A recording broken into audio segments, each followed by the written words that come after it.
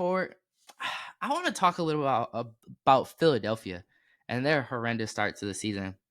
So as far as their status, they're currently sitting at 14th in the East, and they have the second worst record in the league.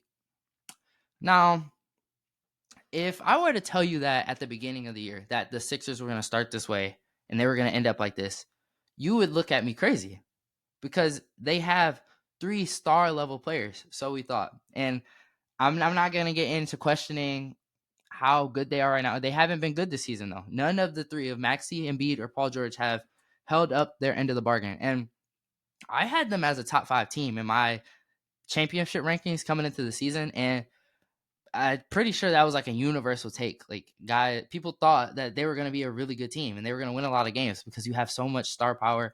And it just hasn't panned out that way. And it's been hard to watch. Like, I love Joel Embiid. I really do. I love his touch. I love his footwork.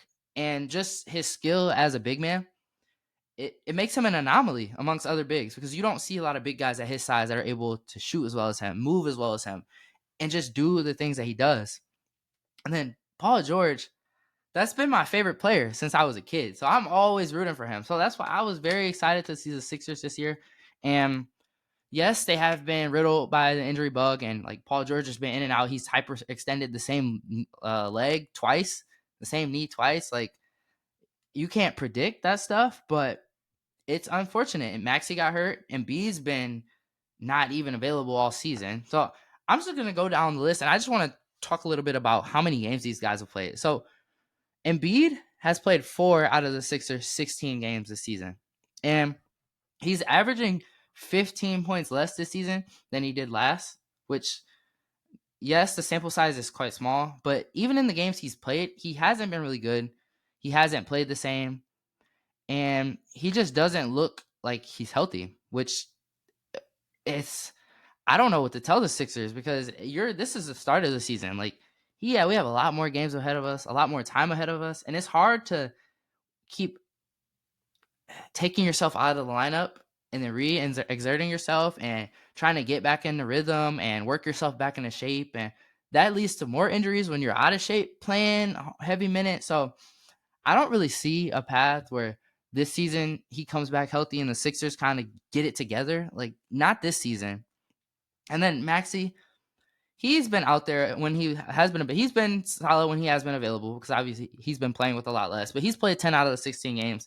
And for him, it's been his 3-point shooting. Last season, he was an amazing shooter, especially off the catch, off the dribble. He's so fast. And this season, he's shooting 29.5% from 3. And I give him a little bit of leeway because he's been playing a much larger role with the Sixers than expected. Like, he was out there solo for a majority of his game. So he's just had a tougher responsibility. There's been tougher assignments on him, more eyes on him. The coverages have been different and just more responsibilities. So he's a great shooter, and I think he's going to pick that back up eventually during the course of the season. I'm not too worried about that, but for them to start winning games, he has to improve. And then Paul George, he's played 8 out of the 16 games this season. And like I said, he's been injured, and they've been real injuries, but it's just so frustrating. And especially for him, I can't even imagine how that feels to hyperextend the same leg. You finally start getting back into game shape, and then boom, just like that, you're out again. It sucks. But in the games that he's played, he hasn't played well. He's averaging 15 on 38% from the field and 27% from 3, which is well below his means. And you just don't want to see that out of this big 3. And the thing that I don't think people realize is with guys like Joel Embiid and Paul George, they're older and they're up there in age, especially Embiid as far as like wear and tear on his body. And as you get older, you're not going to get more healthy.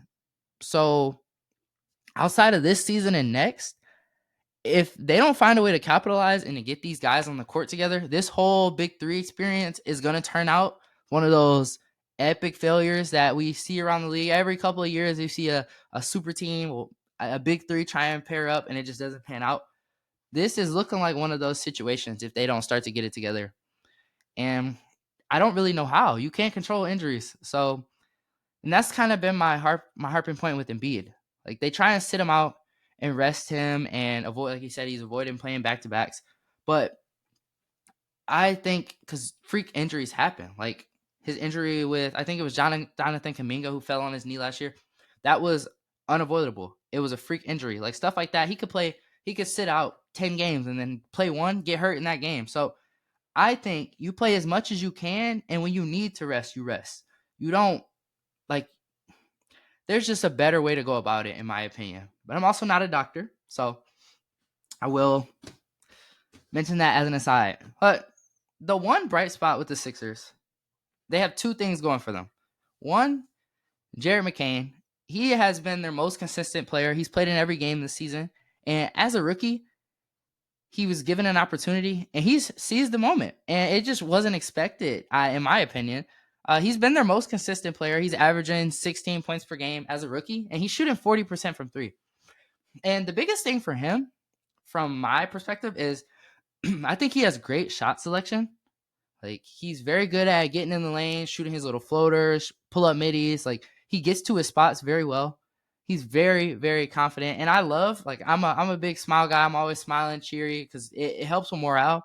And I think he's a big boost to this team in that front. So you could just tell, like, his energy just being around him. He seems like he's a good guy. Like, has a lot going for him. And you can't hate on the guy. And he's also an okay defender, especially for his size and his frame. Like, he's a smaller guy compared to NBA standards. And I'm happy for him. He's been making the best of a bad situation and building his brand. So I hope he continues to excel. And things moving forward, like, the Sixers have a quote unquote fourth option going for, like, you have more firepower than you expected. So, like, you got to capitalize on this stuff. And the other bright spot is the East is horrible this season. God awful. I think as of this recording, I think only 4 teams in the East are above 500, which is, I think, the top 11 or 12 in the West are 500, if that puts it in perspective for you. So there's a big gap in talent